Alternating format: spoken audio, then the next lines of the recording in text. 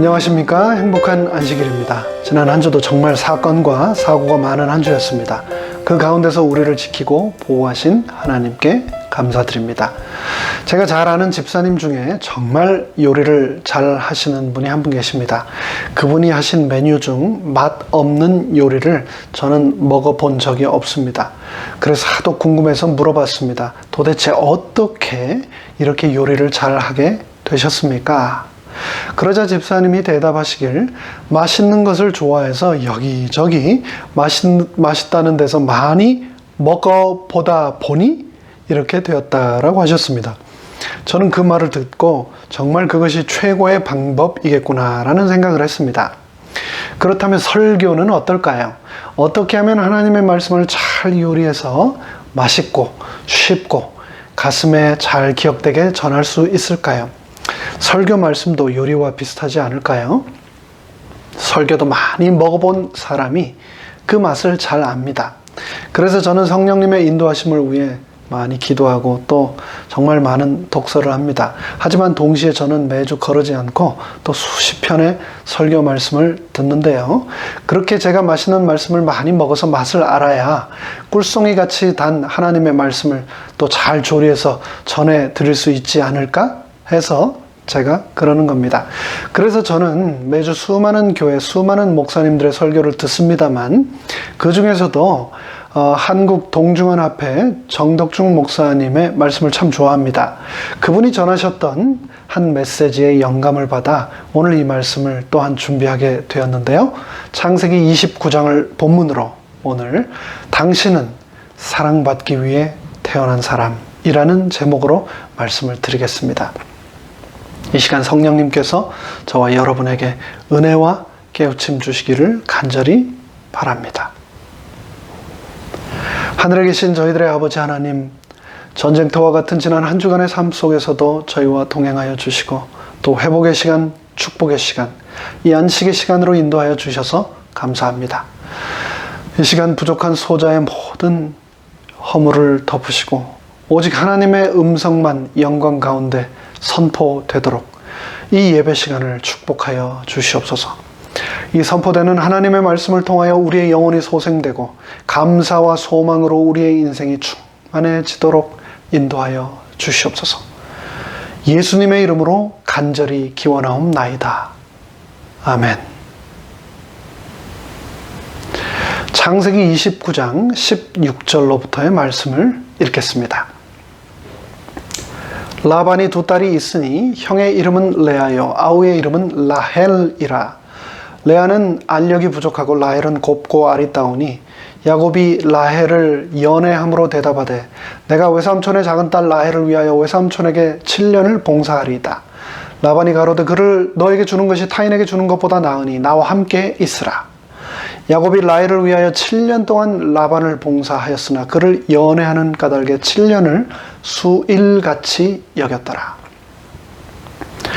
한국정신분석학회 회장인 전남대학교 정신과 교수 이무석 박사는 30년 만에 휴식이라는 책을 통해서 사람은 사랑을 잘 받아야 내면의 상처가 없고 훌륭한 인격체로 성장한다고 말했습니다. 무엇보다도 사람은 첫 번째로 부모에게서 사랑을 많이 받아야 아름다운 사람, 세상이 아름답다고 느끼고 사는 게 행복하다고 느낄 수 있는 사람이 된다고 했습니다. 그런데 안타깝게도 세상에는 여러 가지 이유로 그렇게 부모로부터 사랑을 받지 못하는 사람들이 있습니다. 그럴지라도 이무석 박사는 실망하지 말라고 합니다. 두 번째, 세컨 찬스가 있기 때문입니다. 그것은 바로 인생에서 좋은 은사님, 좋은 선생님을 만나 사랑을 받으면 인생이 아름답게 변할 수 있다는 겁니다. 그런데 학교에서도 좋은 선생님을 만나지 못한다면 어떻게 해야 할까요? 이무석 박사는 포기하지 말라고 말합니다. 마지막 라스트 찬스가 있기 때문입니다. 그것은 바로 배우자, 즉 결혼을 통해서 깊은 사랑을 경험하면 부모나 선생님을 통해 받았던 상처까지 다 회복되고 인생이 아름답게 변할 수 있다고 말합니다. 여러분은 금방 말씀드린 이 세 가지 찬스 중 몇 가지 찬스를 통해 사랑 받으셨습니까? 야곱이 아버지에게 나아가서 내 아버지여 하고 부른데 가로되 내가 여기 있노라. 내 아들아 네가 누구냐? 야곱이 아비에게 대답하되 나는 아버지의 맏아들 에서로소이다. 아버지께서 내게 명하신 대로 내가 하였사오니 청컨대 일어나 앉아서 내 사냥한 고기를 잡수시고 아버지의 마음껏 내게 축복하소서. 나이가 들어서 눈이 보이지 않는 아버지 이삭을 속여 야곱은 형이 받아야 할 축복을 가로챘습니다. 그것을 나중에 알게 된 에서는 야곱을 죽이기 위해 혈안이 되어 그를 찾기 시작합니다. 형이 자신을 찾는다는 말에 야곱은 공포심에 사로잡혀 야반 도주하여 가나안에서 외삼촌 집이 있는 하란까지 도망칩니다. 그렇다면 야곱이 도망했던 브엘세바에서 하란까지는 얼마나 되는 거리였을까요? 고고학자들은 그 거리가 장장 약 800여 킬로미터에 이르렀을 것이라고 추정합니다. 그 여정은 게다가 광야, 사막 지역이었으니 좋게 2달은 쉬지 못한 채 계속되는 도주의 여정이었을 겁니다. 그 여정의 마지막, 드디어 하란에 도착하여 양을 치다가 물을 먹이러 우물로 나온 외삼촌의 둘째 딸 라헬을 만나 야곱은 드디어 라반의 집으로 갑니다. 야곱이 그들과 말하는 중에 라헬이 그 아비의 양과 함께 오니 그가 그의 양들을 치미었더라. 야곱이 그 외삼촌 라반의 딸 라헬과 그 외삼촌의 양을 보고 나아가서 우물 아구에서 돌을 옮기고 외삼촌 라반의 양떼에게 물을 먹이고 그가 라헬에게 입맞추고 소리내어 울며 그에게 자기가 그의 아비의 생질이요 리브가의 아들 됨을 고하였더니 라헬이 달려가서 그 아비에게 고하매 라반이 그 생질 야곱의 소식을 듣고 달려와서 그를 영접하여 안고 입맞추고 자기 집으로 인도하여 드리니 야곱이 자기의 모든 일을 라반에게 고하였더라.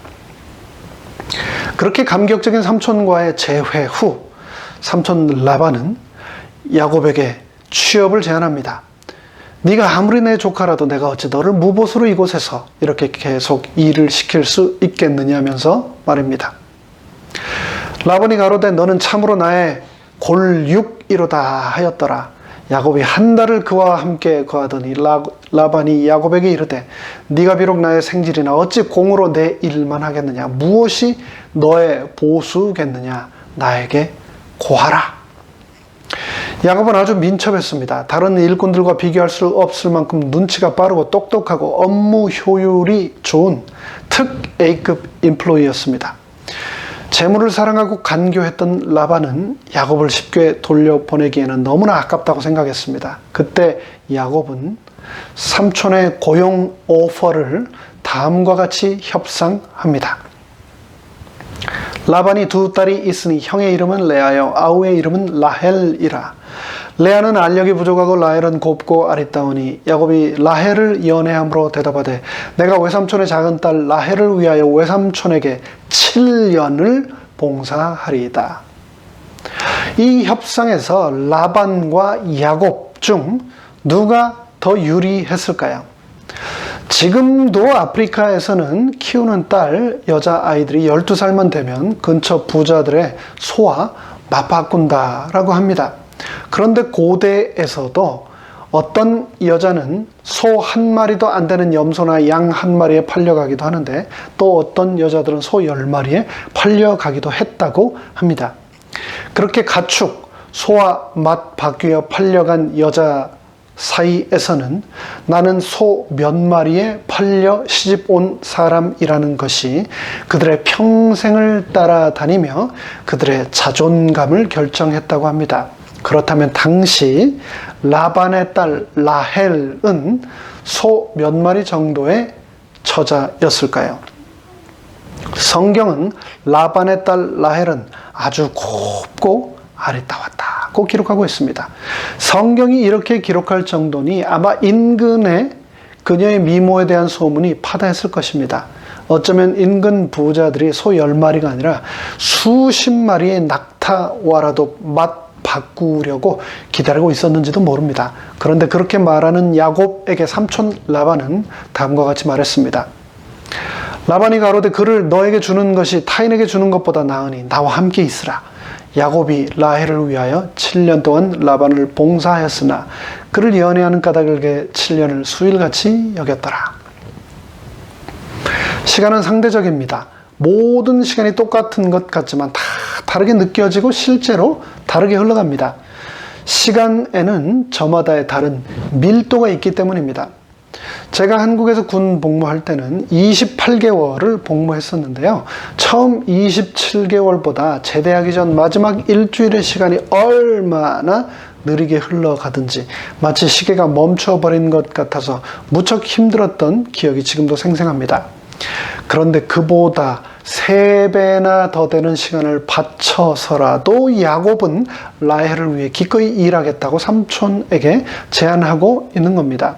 라헬에게는 엄연히 결혼을 안 한 언니 레아가 있었습니다. 그럼에도 불구하고 야곱은 왜 언니인 레아가 아닌 라헬을 달라고 했을까요? 이에 대하여 16절에서는 라반의 두 딸 레아와 라헬을 비교하는 표현이 나옵니다.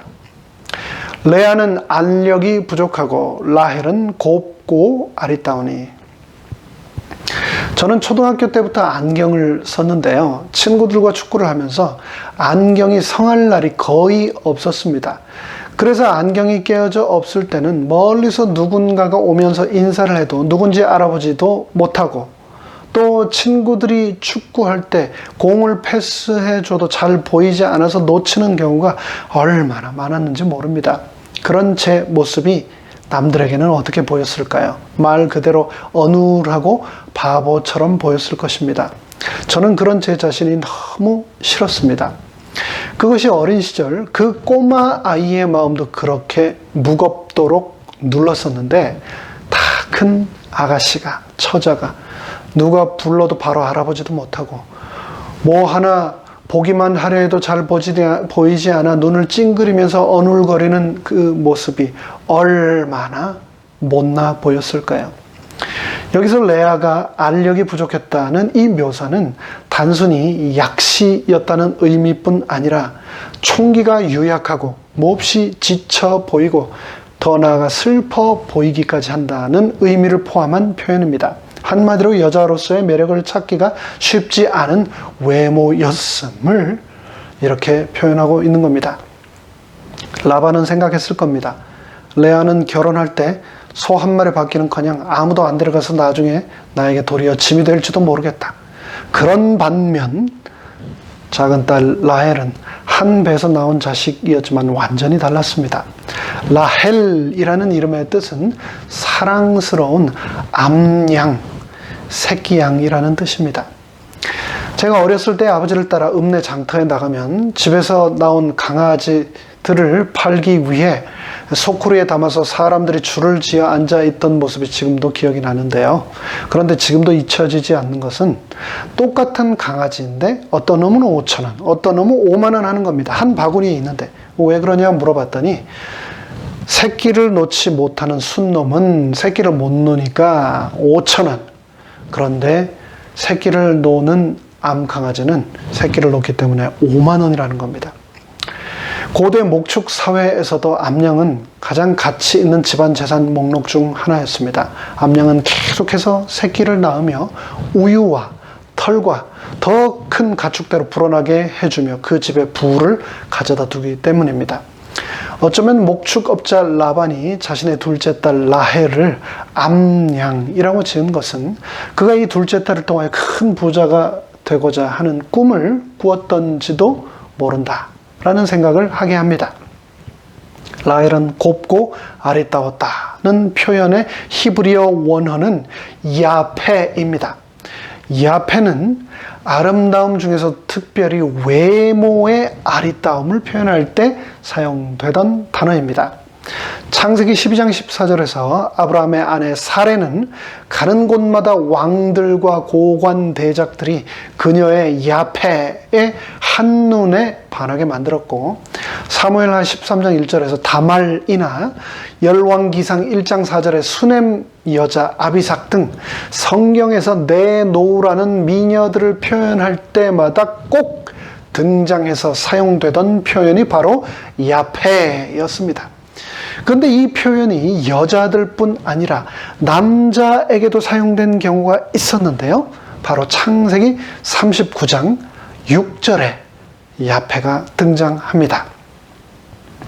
요셉은 용모가 야페, 용모가 준수하고 아담하였더라. 그 후에 그 주인의 처가 요셉에게 눈짓하다가 동침하기를 청하니. 여기서 준수하고 아담하였다는 단어, 바로 이 원어의 단어가 바로 야페입니다. 성경이 기록하고 있는 대로 우리가 알다시피 요셉의 용모가 어찌나 아름답고 빼어나든지 이집트 파라오의 경호대장 부인이 그 요셉의 용모를 보고서 연모할 정도였던 겁니다. 근데 요셉의 그러한 준수한 외모, 아름다움은 도대체 어디서 온 걸까요? 물어볼 것도 없이 바로 자신의 어머니 라헬에게서 온 것이라는 것을 우리는 알 수 있습니다. 그러니 라헬의 아름다움이 얼마나 빼어났는지 어렵지 않게 짐작할 수 있습니다. 성경에서 라헬은 아름다움의 대명사입니다. 그런 반면 레아는 언제나 라헬 때문에 더 비교되는 존재, 즉 매력적이지 않고 총기 없고 유약해 보이고 슬퍼 보이는 그런 외모 때문에 한평생 비참했습니다. 외모 때문에 평생 동안 다른 사람들에게 동생과 비교를 당하느라 수많은 상처를 받았겠지만 그 무엇보다도, 그 어떤 상처보다도 가장 큰 상처는 바로 아버지로부터 받지 못한 사랑에 대한 결핍의 상처였습니다. 사실 세상 사람 다 나를 무시하더라도 딸에게는 아버지의 사랑이 너무나 절대적이고 가장 필요한 사랑인데 그 아버지마저도 자신을 인정해 주지 않고 사랑해 주지 않았으니 레아의 마음이 얼마나 위축되고 또 비참했을까요? 그런데 심지어 아버지 라반은 자신을 이용해 야곱을 속이고 그에게 자신을 주어 결혼 사기까지 저지릅니다. 그렇다면 자신의 욕심과 죄에 의해서 가족을 떠나고 어머니를 떠나온 야곱의 하란에서의 삶은 어땠을까요? 결국 그는 거기에서 사랑하는 어머니 리브가의 임종을 지켜보지도 못하고 부고를 듣게 됩니다. 자녀로서 가장 큰 불효 중 하나가 부모님의 임종의 자리를 지켜드리지 못하는 것 아닙니까? 그런데 야곱은 그 도리를 지키지 못합니다. 그랬던 야곱의 마음이 얼마나 아팠을까요? 그런 삶의 공허감, 외로움, 야곱은 어떤 형태로든 보상받기 위해 더욱 악착같이 살았습니다. 그런데 하란에서의 삶은 결코 만만치 않았습니다. 피부치 외삼촌은 그 누구보다도 돈만 밝힐 뿐 아니라 거리낌 없이 자신이 한 말을 수없이 번복하는 믿을 수 없는 사람이었기 때문입니다. 타국에서의 외로움과 우울함 가운데서 야곱의 유일한 희망은 자신이 사랑하는 라헬을 아내로 맞이하는 것이었습니다. 라헬, 그녀만 갖게 된다면 절망과 슬픔밖에 없는 내 인생도 바뀔 것이라는 소망을 가졌던 것이죠. 그녀만 갖게 된다면 내 인생의 외로움과 모든 좌절도 마지막이 될 거야.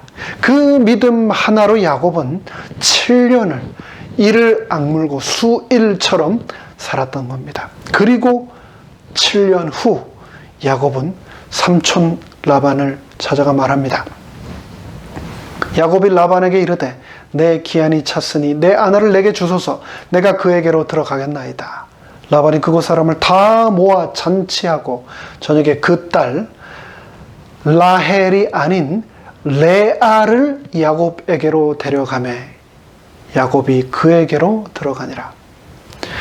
사랑하는 여인을 얻기 위해 7년이라는 세월을 7년치 연봉을 다 바쳤던 야곱. 드디어 결혼식이 성대하게 진행되었습니다. 잔치의 음식과 음료가 성대히 제공되었습니다.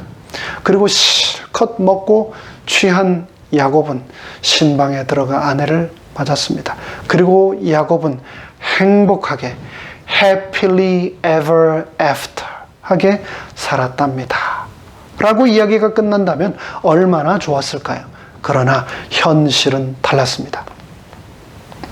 야곱이 아침에 보니 레아라, 라헬이 아닌 레아라.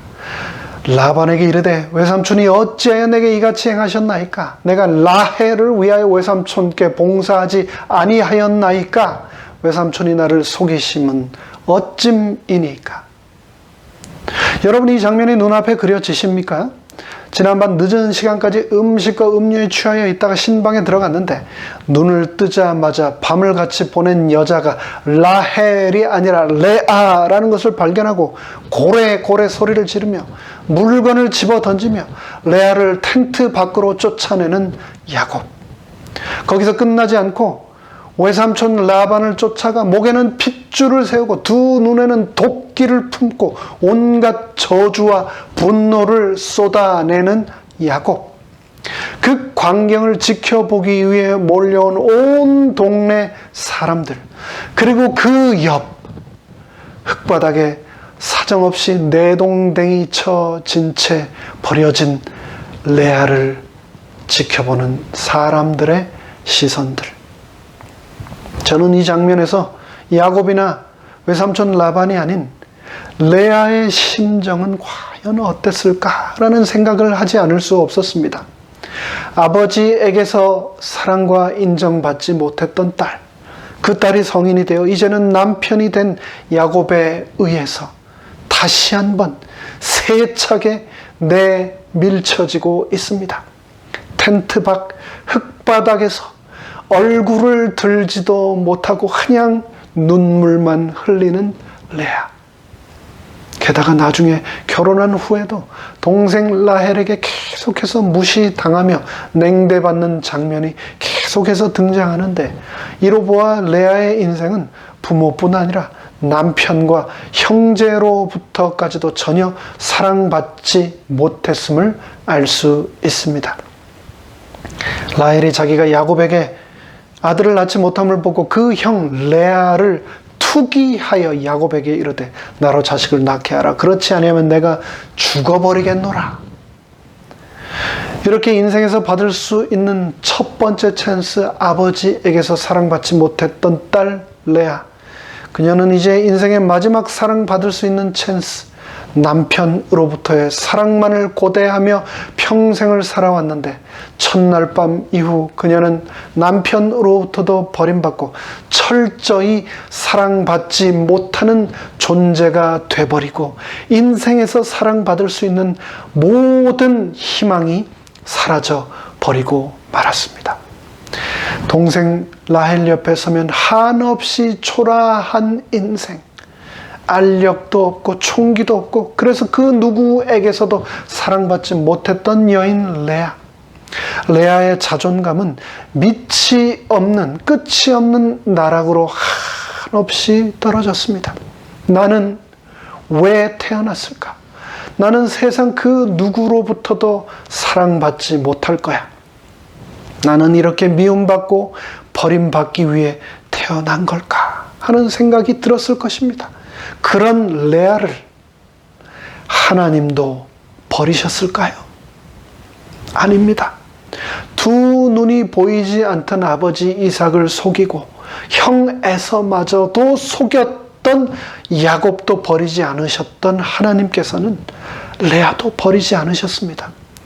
부모도 형제도 그리고 마지막 희망이었던 남편까지도 자신을 사랑해 주지 않을 바로 그때 그녀는 하나님만이 자신의 유일한 위로시요 소망이심을 발견했습니다. 여호와께서 레아에게 총이 없음을 보시고 그의 태를 여셨으나 라헬은 무자하였더라. 레아가 잉태하여 아들을 낳고 그 이름을 르우벤이라 하여 가로되 여호와께서 나의 괴로움을 권고하셨으니 이제는 내 남편이 나를 사랑하리로다. 그가 다시 잉태하여 아들을 낳고 가로되 여호와께서 나의 총이 없음을 들으셨으므로 내게 이도 주셨도다 하고 그 이름을 시므온이라 하였으며, 그가 또 잉태하여 아들을 낳고 가로되 내가 그에게 새 아들을 낳았으니 내 남편이 지금부터 나와 연합하리로다 하고 그 이름을 레위라 하였으며, 그가 또 잉태하여 아들을 낳고 가로되 내가 이제는 여호와를 찬송하리로다 하고 그 이름을 유다라 하였더라. 그녀는 자식을 낳게 해 주시는 분이 하나님이시라는 것을 알았습니다. 그래서 첫째 아들 이름을 르우벤, 여호와께서 내 괴로움을 돌보고 계시다라고 지었습니다. 그리고 둘째 아들의 이름은 시므온, 여호와께서 내가 사랑받지 못함을 들으시고 계시다라고 지었습니다. 그리고 셋째 레위, 하나님 내 남편이 저와 연합하게 해주세요. 얼마나 남편이 자신과 연합하지 않으면 이렇게 자식들의 이름 하나하나에 다 한이 들어가 있을까요? 그리고 넷째 아들 유다, 이제는 여호와를 찬송하리로다. 그 누구에게도 사랑받지 못했던 여인 레아는 이제 그녀의 삶을 노래합니다. 이제는 내가 여호와를 찬송하리로다. 아버지 라반이 나를 사랑해 주지 않을지라도, 동생 라헬과 형제들이 나를 사랑하지 않을지라도, 심지어 지금 내 남편이 내 곁에 오지 않는다 할지라도 나는 이제 여호와를 찬양하리로다. 철저히 버림받고 철저히 무시당하고 사랑받지 못했던 여인, 그러나 그 가운데서 하나님만 바라봄으로 아름다운 믿음의 열매를 맺었던 여인, 하나님께서는 그 여인의 마음을 귀히 보시고 그녀를 특별히 사용하십니다.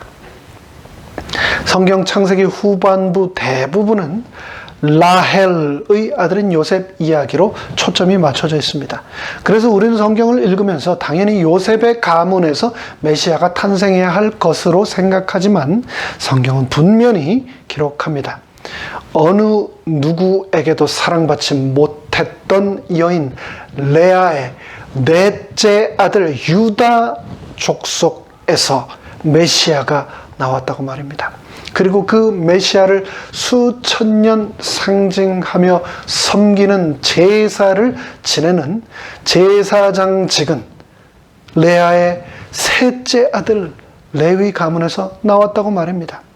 라헬의 아들 요셉은 이 땅에서 물질의 2배의 축복을 받았지만 사랑받지 못한 여인 레아의 아들에게서는 인류를 구원한 메시아가 나왔고, 그리고 그 메시아의 사역을 온전히 상징하는 제사의 주역 레위 지파와 제사장 가문이 나왔습니다. 이사야 53장은 고난당하는 메시아에 관한 예언장입니다. 그런데 여기에 묘사된 메시아의 모습에서 놀랍게도 우리는 라헬의 모습이 아닌 레아의 모습을 다시 한번 발견하게 됩니다. 그는 주 앞에서 자라나기를 연한 순 같고 마른 땅에서 나온 줄기 같아서 고운 모양도 없고 풍채도 없은즉 우리의 보기에 흠모할 만한 아름다운 것이 없도다. 그는 멸시를 받아 사람들에게 실어버린 바 되었으며 간고를 많이 겪었으며 질고를 아는 자라. 마치 사람들에게 얼굴을 가리우고 보지 않음을 받는 자 같아서 멸시를 당하였고 우리도 그를 귀히 여기지 아니하였도다. 예수님께서는 2000년 전 이 땅에 성육신 하셨지만 세상 사람들은 그를 사랑하지 아니했습니다. 심지어 자기 백성도 그분을 사랑하지 아니하였고, 그리고 그분의 제자들도 그분을 온전히 사랑하지 아니하였으니 어쩌면 이 땅에 계실 때 어느 누구에게도 사랑받지 못했던 메시아는 어느 누구에게서도 사랑받지 못했던 레아의 후손으로 오신 것이 우연이 아닌 것처럼 보이지 않습니까? 요즘 미국 사회가 많이 시끄럽습니다. 코로나 초기 대응 실패로 남북전쟁, 세계 1, 2차 대전, 베트남전, 한국전을 합친 것보다도 더 많은 사상자, 즉 전 세계에서 가장 많은 55만 명이라는 미국인이 전 세계 최강대국, 최부국이라는 이곳에서 지난 한 해 동안 죽었습니다. 그리고 그 후 연일 끊기지 않고 보도되고 있는 총기 대량 살상 사고 뉴스, 그리고 아시안 증오 범죄 뉴스로 우리의 마음은 계속 연일 무거워집니다. 그래서 지금은 이곳 미국으로 오는 사람보다 한국으로 역이민 가는 사람이 훨씬 많은 세상이 되었습니다. 답이 보이지 않는 의료체계, 사회안전망의 부재, 그리고 고질적인 인종차별의 문제 등 미국은 더 이상 아메리칸 드림의 꿈과 희망의 나라가 아님을 전 세계가 알게 되었습니다.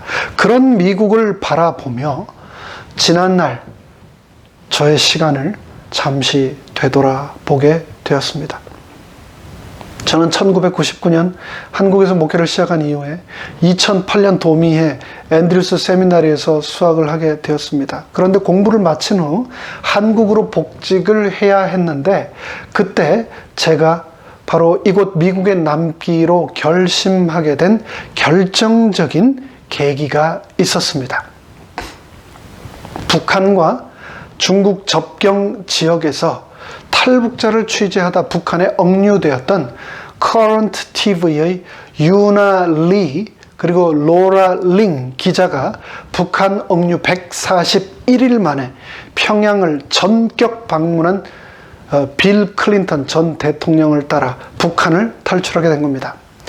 탈북자 취재를 위해 두만강 유역에 나섰다가 3월 17일 북한 경비병에 불법 월경 혐의로 억류되었던 이들은 북한의 미사일 발사, 2차 핵실험 등과 맞물리면서 전 세계적인 관심사로 순식간에 떠올랐습니다. 북한의 최고 법원인 중앙재판소는 그들에게 12년의 노동교화형을 선고하고 그들을 강제 수용소에 수감시켰습니다. 그런데 그 두 여인을 미국 정부는 못 본 채 내버려 두지 않았습니다. 오바마 대통령, 힐러리 클린턴 국무장관과 미 정부의 모든 채널이 그 두 여자를 구출해 내기 위하여 쉬지 않고 움직였고 결국 힐러리의 남편이자 전직 미국 대통령이었던 클린턴이 직접 북한을 찾아가 그 두 여기자를 데리고 송환해 오는 장면이 전 세계에 보도되었습니다. 그냥 북한의 감옥에서 평생 강제 노동만 하다가 죽어도 그만일 것 같은 한국계, 중국계 두 미국인 여기자를 위해 온 미국이 쉬지 않고 그들을 송환하기 위해 일했던 겁니다. 미국은 전 세계 그 어느 나라보다도 자국민 보호가 남다른 나라입니다. 특히 전쟁에 참전했다 실종된 미군을 찾는 노력은 집요하다 싶을 정도로 끈질긴 면을 볼 수 있습니다. 실종 미군에 대한 수생은 하와이에 있는 미 육군 합동 전쟁포로 실종자 확인 사령부 JPAC가 담당하고 있습니다. 근데 여러분, JPAC가 어떤 구호를 가지고 있는지 아십니까? 그것은 바로 단 한 명의 군인도 적진에 홀로 남겨두지 않는다입니다.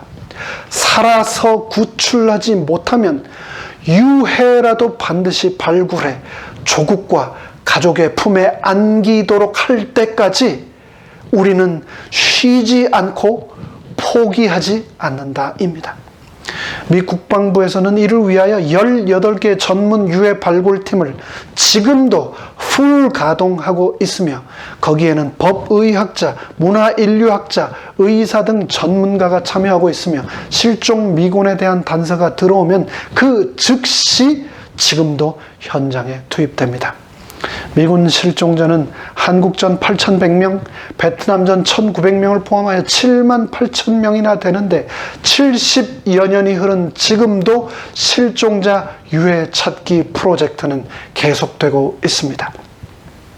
세월이 흘러 가족의 기억에서조차 고인이 사라진다 해도 국가의 명예를 위해 싸운 군인을 절대 포기하지 않겠다는 미국의 가치관이 놀랍지 않습니까?